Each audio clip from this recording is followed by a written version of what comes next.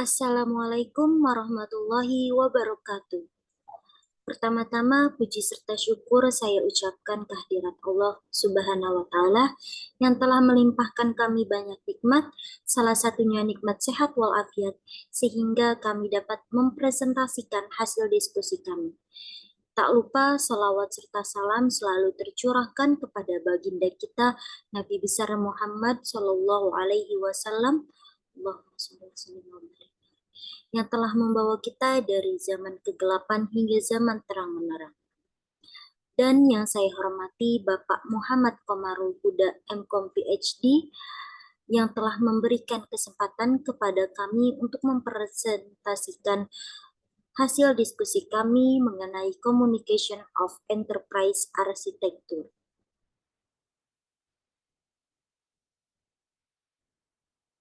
Baik, sebelum memasuki pembahasan materi, izinkan saya memperkenalkan anggota kelompok.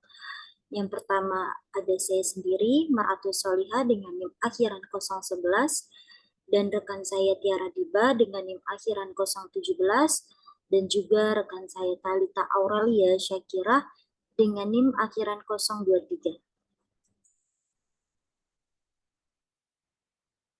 Oke, pada bab kali ini yaitu Communication of Enterprise Architecture, kita akan membahas 4 subbab, di antaranya yaitu Introduction, System Development as Knowledge Transformation Process, Conversation Strategies, Architectural Conversation.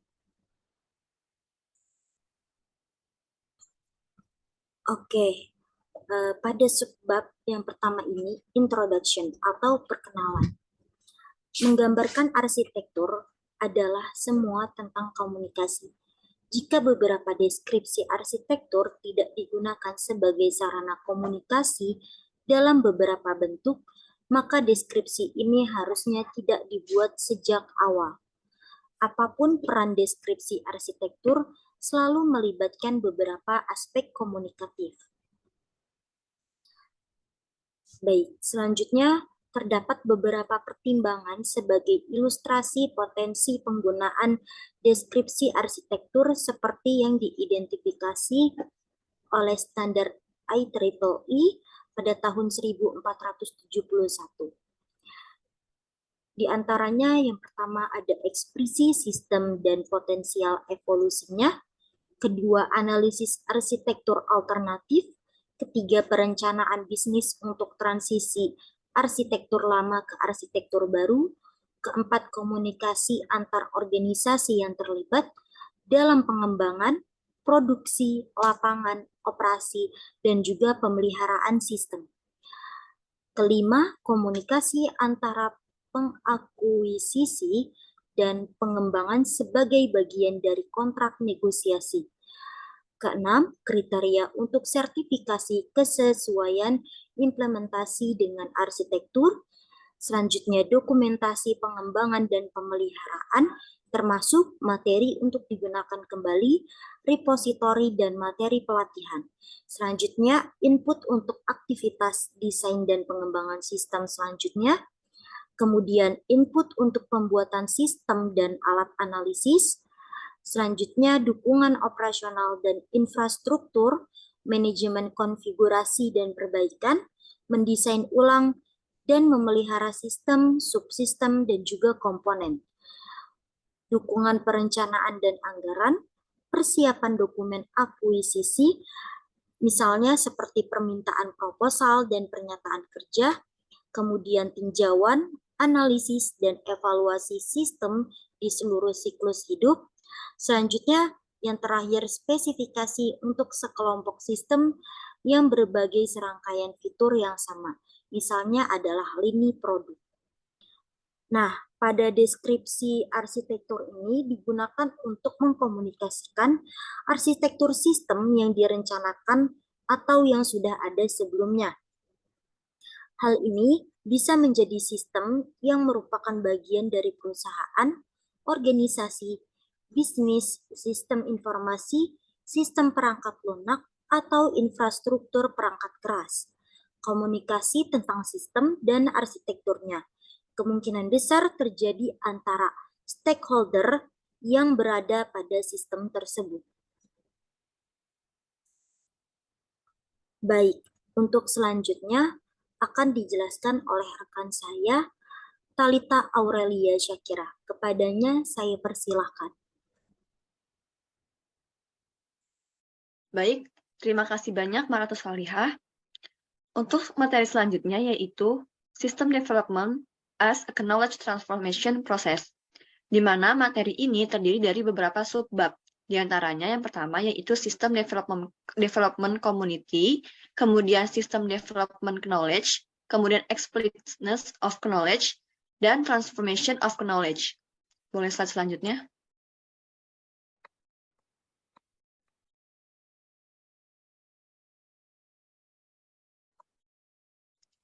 Baik, untuk materi yang pertama yaitu System Development Community. Pada pembahasan kali ini, sangat penting untuk mengidentifikasi aktor yang dapat berperan dalam komunikasi yang terjadi selama proses pengembangan sistem. Aktor-aktor ini cenderung memiliki kepentingan terkait dengan sistem yang sedang dikembangkan. Contoh aktor tersebut adalah seperti pemilik masalah, pengguna, pakar domain, sponsor, arsitek, insinyur, analis bisnis, dan lainnya. Aktor-aktor ini bukan satu-satunya objek yang memainkan peran penting dalam pengembangan sistem. Kelas objek penting lainnya adalah berbagai dokumen, model, formulir, dan lainnya.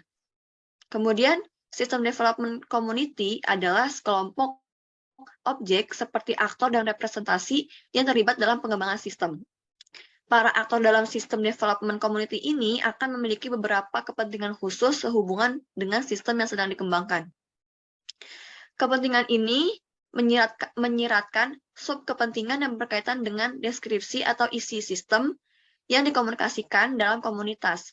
Kepentingan ini sejalan dengan standar ISO, IEC, atau IEEE 2011 disebut sebagai concern dari pemangku kepentingan.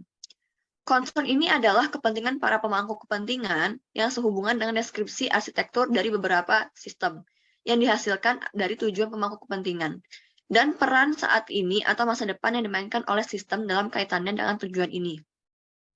Kemudian beberapa contoh kekhawatiran tersebut adalah, beberapa contoh kekhawatiran atau concern tersebut adalah situasi saat ini yang berkaitan dengan dukungan komputerisasi dari proses bisnis, persyaratan pemangku kepentingan tertentu yang sehubungan dengan situasi yang diinginkan, perbaikan yang mungkin dibawa oleh sistem baru ke situasi yang sudah ada sebelumnya, yang sehubungan dengan biaya perolehan sistem, dampak potensial dari sistem baru pada aktivitas calon pengguna, kemudian dampak potensial dari sistem baru pada pekerjaan administrator sistem yang memelihara sistem baru.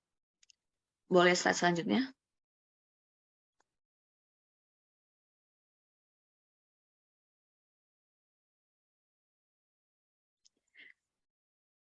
Kemudian materi System Development Knowledge. System Development Knowledge ini berisikan System Development Community yang menyimpan pengetahuan tentang sistem yang sedang dikembangkan. Komunikasi yang terjadi dalam System Development Community ini pada dasarnya ditujukan untuk menciptakan, memajukan, dan menyebarluaskan pengetahuan ini, tergantung pada keprihatinan mereka. Pemangku kepentingan akan tertarik pada topik pengetahuan yang berbeda yang berkaitan dengan sistem yang sedang dikembangkan. Selama pengembangan sistem, anggota System Development Community membuat dan bertukar pengetahuan yang berkaitan dengan topik yang berbeda, sehingga dapat membuat perbedaan pertama antara domain target yang berkaitan dengan sistem yang sedang dikembangkan dan domain proyek tentang proses pengembangan itu sendiri. Hal ini berdasarkan istilah-istilah dari Information Service Procurement Library atau ISPL yang dijelaskan oleh Frankskon dan Verhoef pada tahun 1999.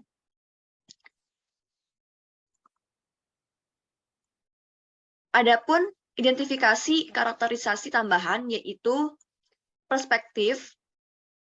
Perspektif ini merupakan artefak seperti sistem yang dapat dipertimbangkan dari perspektif yang berbeda. Kemudian scope. Scope ini merupakan domain seperti sistem atau proyek pengembangan yang dapat mengidentifikasi beberapa cakupan saat mendekati domain. seperti seluruh perusahaan, khusus departemen, khusus tugas, dan lainnya. Kemudian, design change. Ketika mempertimbangkan desain beberapa artefak, perbedaan dapat dibuat antara tujuan, kegunaan, rancangan, dan juga biaya. Hal ini berdasarkan perbedaan tersebut, topik pengetahuan dapat dirincikan dalam fokus mereka. Misalnya, fungsionalitas atau kualitas dalam isolasi, atau fokus mereka pada menjembatani kesenjangan antara tujuan, fungsionalitas, desain dalam hal alasan desain. Kemudian, historical perspective.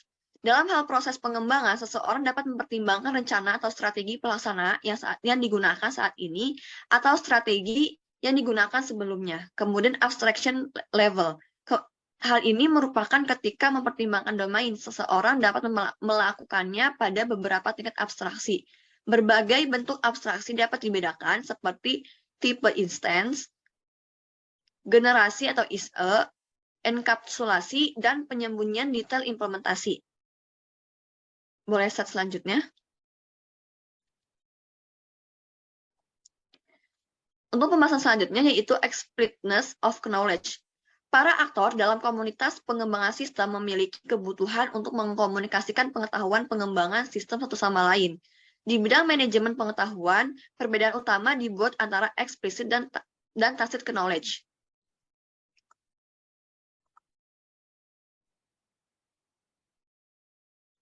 Explicit knowledge mengacu pada pengetahuan yang dapat dieksternalisasikan dalam beberapa representasi. Dengan representasi pengetahuan, hal ini merujuk pada proses pengkodean pengetahuan dalam beberapa bahasa dan pada beberapa media, misalnya membuat model arsitektur. Kemudian, kalau tacit knowledge itu merupakan jenis pengetahuan yang bersangkutan yang tidak dapat dengan mudah direpresentasikan pada media. Selanjutnya, berdasarkan Frankson dan Verhoeven pada tahun 1999 dan Proper pada tahun 2001, dimensi eksplisit ini untuk dapat direpresentasi pengetahuan pengembangan sistem.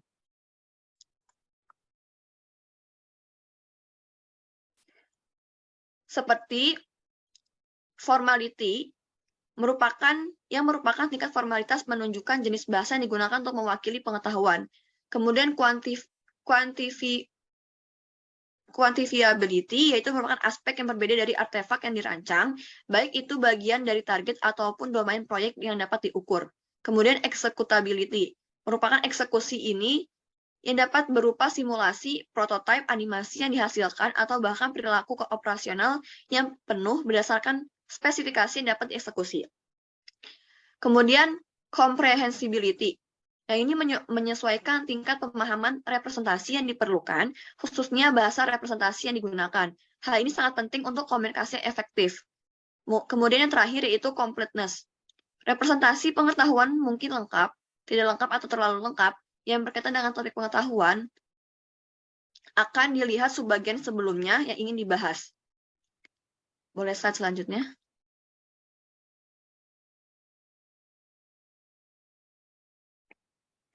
Kemudian materi selanjutnya yaitu transformation of knowledge. Pada materi ini membahas terkait representasi dan aktor dalam komunitas pembangunan dapat dilihat sebagai menyembunyikan topik pengetahuan. Dengan demikian, baik representasi maupun aktor dapat berpotensi pembawa pengetahuan. Topik pengetahuan mengacu pada beberapa subdomain dari sistem yang sedang dikembangkan atau proses pengembangannya. Pengetahuan pertama-tama perlu diperkenalkan ke masyarakat, baik dengan menciptakan pengetahuan secara internal maupun mengimpornya dari luar masyarakat. Setelah pengetahuan telah diperkenalkan ke dalam komunitas, pengetahuan dapat dibagikan di antara anggota komunitas itu sendiri. Berbagai pengetahuan antara aktor yang berbeda dapat berkembang melalui beberapa tahap. Hal ini dapat dibedakan jadi 3 tahap utama. Yang pertama, aware, yaitu seorang aktor mungkin menyadari pengetahuan dengan cara berbagi dengan aktor lain. Kemudian agreed. Setelah pengetahuan dibagikan, seorang aktor dapat mengambil keputusan sendiri tentang hal itu dan memutuskan apakah hal yang akan dilakukannya atau tidak setuju terhadap pengetahuan yang dibagikan. Kemudian yang terakhir yaitu committed.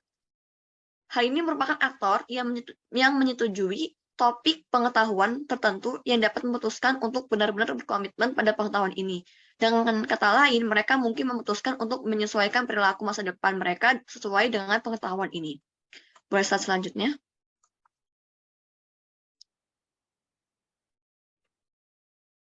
Baik, untuk materi selanjutnya akan dijelaskan oleh rekan saya, yaitu Mar'atus Solihah. Kepada Mar'atus Solihah dipersilakan.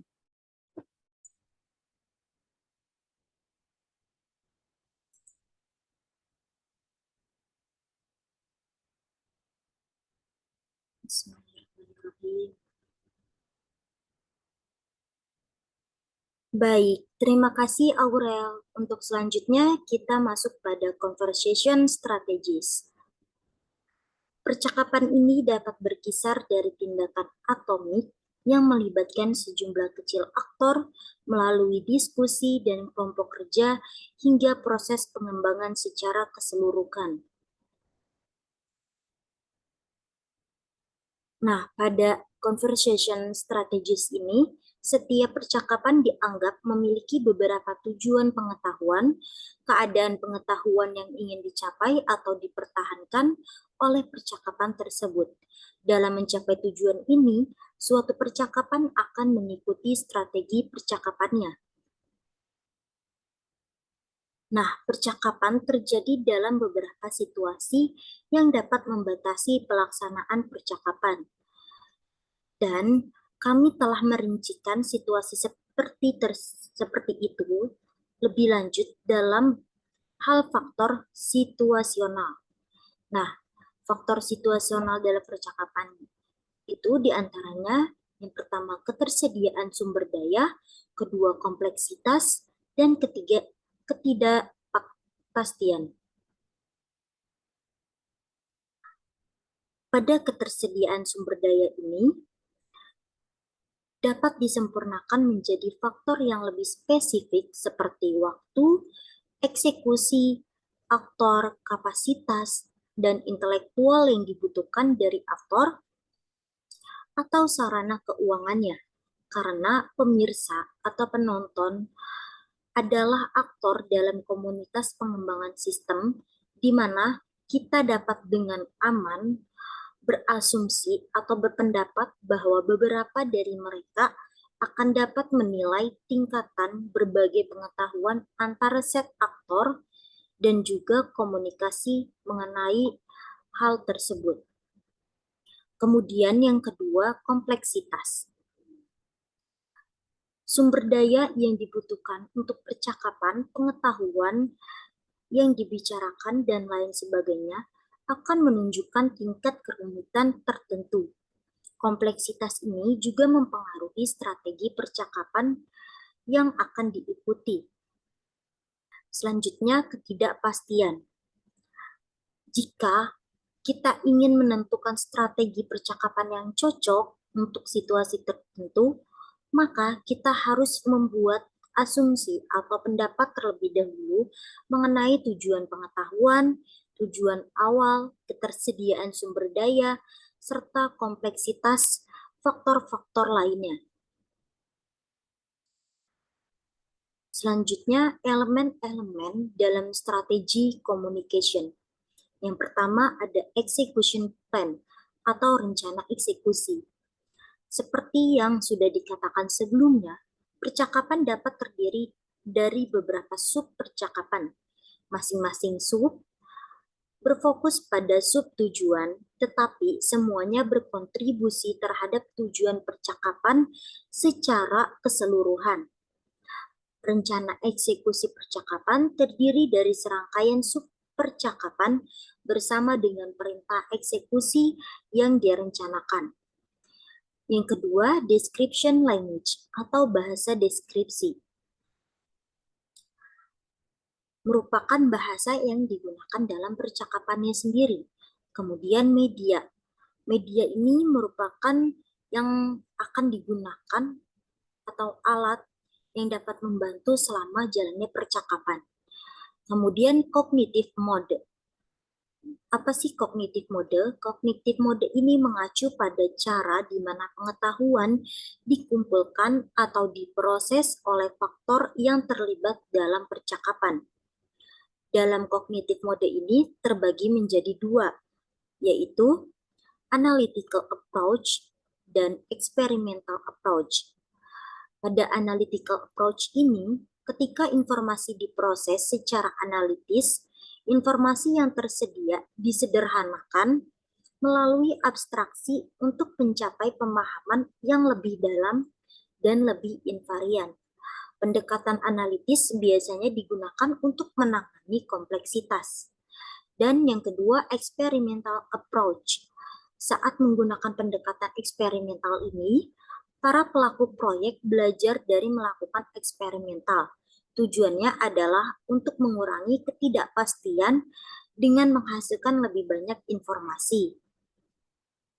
Baik, selanjutnya metode kognitif percakapan kecil. Dalam melakukan percakapan kecil terdapat dua mode kognitif. Yang pertama itu modus sosial adalah cara di mana para aktor yang melaksanakan proses pengembangan sistem berkolaborasi dengan para aktor dari domain bisnis. Kemudian modus sosial ini terbagi menjadi dua opsi, yaitu expert driven dan juga participatory. Nah, expert driven ini merupakan pendekatan yang menggambarkan aktor proyek atau para ahli akan menghasilkan deskripsi berdasarkan keahlian mereka masing-masing dan baik dalam melakukannya wawancara ataupun pengamatan secara langsung kepada pelaku usaha. Kemudian uraian tersebut dapat disampaikan kepada para pelaku usaha untuk mendapatkan komentar ataupun persetujuan. Kemudian partisipatory. Dalam pendekatan ini, para pelaku menghasilkan deskripsi dalam kerjasama yang erat dengan beberapa atau seluruh pelaku usaha lainnya. Kemudian, mode yang kedua ini yaitu mode komunikasi. Kita dapat membedakan sejumlah kecil pola dasar komunikasi di sini, seperti yang dicakup oleh kombinasi dari 5 faktor berikut. Yang pertama, speaker hero ratio, kemudian respon, time lag media, locality, dan persistensi. Rasio pembicara atau pendengar, speaker hearer ratio. Biasanya banyak banding 1 atau 1 banding banyak atau 1 banding 1 dan banyak banding banyak. Kemudian respon atau tanggapan. Biasanya pertanyaan yang muncul di sini yaitu sesederhana apakah jawaban yang diharapkan dari pendengar atau tidak. Jika sebuah respon memang diharapkan, satu respon dapat menyebabkan respon lebih lanjut dan mengarahkan pada dialog yang bergiliran. Kemudian time lag media atau jeda waktu. Nah, apakah komunikasi membutuhkan waktu antara berbicara dengan mendengar? Hal itu membutuhkan pertimbangan perbedaan antara panggilan telepon dengan pesan email, contohnya. Nah, yang keempat ada locality. Apakah ada jarak yang dirasakan antara peserta atau tidak?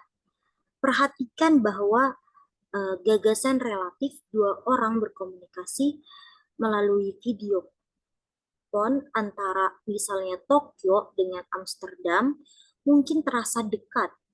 Sementara dua orang yang berada dalam departemen yang sama, dalam departemen yang berbeda, dan gedung yang sama mungkin bisa terasa jauh. Jarak tidak hanya bersifat fisik, tetapi juga bisa bersifat budaya. Kemudian persistensi. Pertanyaan yang muncul di sini yaitu apakah pesan dapat disimpan atau tidak setelah melakukan komunikasi? Yaitu kita bisa membaca ulang. Hal ini tentu saja berkaitan erat dengan media yang digunakan. Tetapi itu mungkin juga terkait dengan status dokumennya, Persistensi sementara dokumen atau versi perantara mungkin sebenarnya kontraproduktif. Baik, untuk materi selanjutnya akan disampaikan oleh rekan saya, Tiara Diba. Kepadanya saya persilahkan.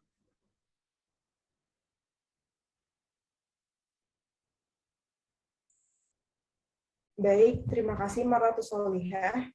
Jadi selanjutnya akan membahas tentang architectural conversation. Architectural conversation merupakan sudut pandang yang akan dipilih untuk mengidentifikasi apa yang harus dibicarakan, bahasa apa yang digunakan, teknik percakapan apa yang dipilih untuk mengidentifikasi gaya percakapan yang akan digunakan. Subbab ini dibagi menjadi dua, yaitu knowledge management dan conversation techniques. Baik, jadi untuk knowledge goals ini mengidentifikasi kelas-kelas tujuan pengetahuan yang ingin dicapai dalam suatu percakapan. Nah, kalau yang pertama itu introduction of knowledge. Nah, introduction of knowledge ini merupakan situasi di mana adanya kebutuhan untuk memperkenalkan atau menciptakan pengetahuan baru bagi komunitas pengembangan. Nah, tujuan dari pengetahuan ini untuk mengarahkan kepada pelatihan atau sesi kesadaran. Jadi awalnya itu kan proyek pengembangan sistem itu orang-orang yang akan mengerjakan aplikasi ini belum tentu memiliki pengetahuan. Nah, maka dari itu dibutuhkan pakar domain dan informan lainnya yang akan mentransfer pengetahuan mereka ke orang-orang yang akan mengerjakan proyek ini. Nah, lalu yang kedua itu ada agreement to knowledge. Jadi dengan adanya class of knowledge goals atau kelas tujuan pengetahuan itu yang mengacu pada situasi di mana kesepakatan bersama dari berbagai pemangku kepentingan perlu ditingkatkan atau divalidasi. Lalu yang ketiga adanya commitment to knowledge. Jadi dalam hal ini tujuan pengetahuan itu melampaui pencapaian kesepakatan. Jadi pemangku kepentingan harus bersedia untuk bertindak berdasarkan pengetahuan yang mereka setujui. Lalu yang kedua ada conversation techniques. Jadi ini merupakan sejumlah teknik percakapan yang akan digunakan untuk mengkomunikasikan model arsitektur. Nah, yang pertama itu ada brown paper session. Nah, ini merupakan sesi structure brainstorm like a group session. Jadi ini ada sekitar 15 orang, nah di mana ada kata kunci atau frasa pendek yang diperbolehkan dari individu atau dari dalam kelompok sebagai jawaban atas pertanyaan seperti apa masalah fungsionalitas utama dalam arsitektur TI pada perusahaan ini.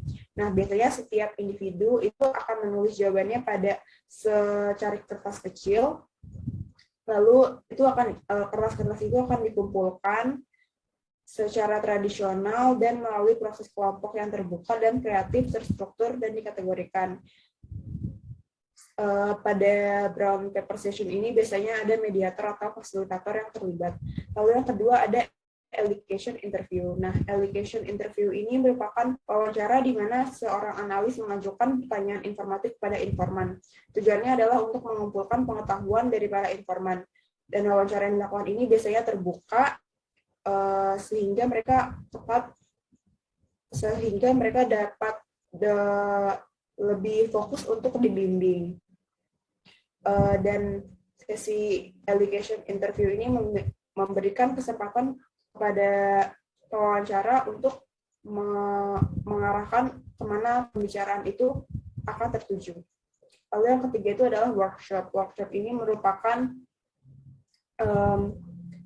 pelatihan yang diajarkan kepada sekelompok orang sebelum melakukan suatu proyek tertentu.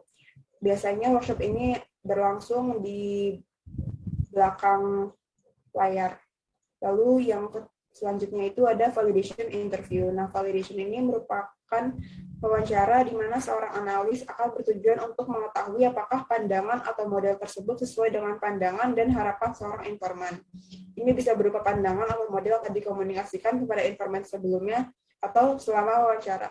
Nah, validation interview ini biasanya akan jauh lebih tertutup daripada allocation interview karena harus ada beberapa pendekatan sistematis yang dengannya yang harus ditulis berdasarkan validitas atau pandangan yang harus menggunakan pendekatan sistematis agar pandangannya itu valid. Nah, lalu selanjutnya ada committee review, yaitu merupakan sekelompok pemangku kepentingan atau stakeholders yang disajikan dengan sejumlah model atau pandangan alternatif dan dampaknya. Jadi stakeholders ini diminta untuk memilih suatu alternatif dan berkomitmen pada alternatif ini berdasarkan wawasan mereka tentang dampak potensial. Jadi selanjutnya adalah presentation. Nah, presentation ini melibatkan 1 hingga 3 orang untuk mempresentasikan model kepada sekelompok orang. Nah, sekelompok orang ini itu juga bisa memberikan umpan balik kepada presentator itu. Lalu yang terakhir adalah mailing, di mana komunikasi menggunakan email. Dan orang lain juga bisa saling membalas mailing ini.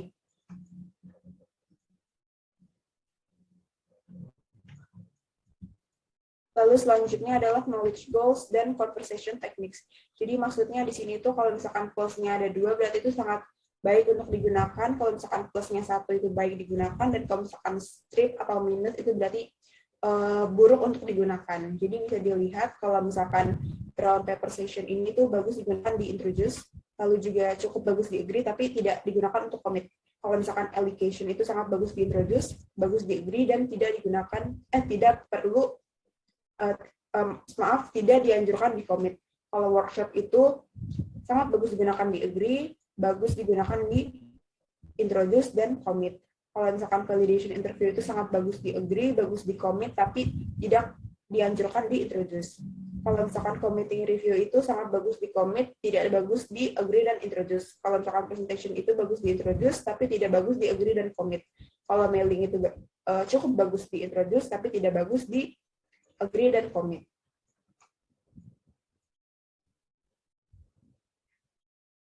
Baik, sekian presentasi dari kami. Kurang lebihnya mohon maaf. Wassalamualaikum warahmatullahi wabarakatuh.